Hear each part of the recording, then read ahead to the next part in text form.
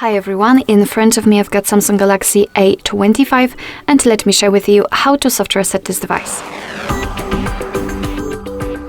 So the soft reset or force restart operation will be useful if for some reason your device stopped working properly and it does not respond to your touches.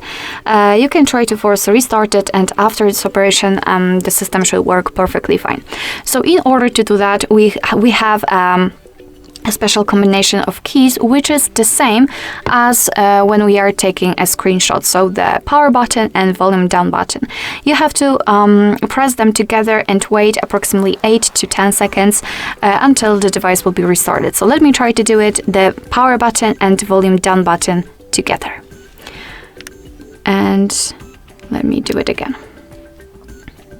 Okay, we've got this restart option, but let's pretend that we cannot really tap on it. Let's keep pressing both of those buttons. As you can see, we've got the black screen. Right now we've got the developer's logo. I felt the vibration, so I can release the fingers. And now we have to simply wait until our device will be restarted.